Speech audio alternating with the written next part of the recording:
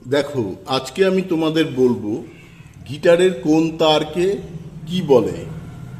এই যে গিটারের দেখো, প্রথমে নিচের এই স্ট্রিংটাকে বলে বা এই তারটাকে বলে ই। এর পরে বা এর উপরে যে তোমার তারটা আছে, স্ট্রিংটা আছে, তাকে বলে বি। তার উপরে যে স্ট্রিংটা আছে তাকে বলে জি। তার উপরে যে স্ট্রিংটা আছে তোমার 4 নম্বর স্ট্রিং, তাকে বলে ডি।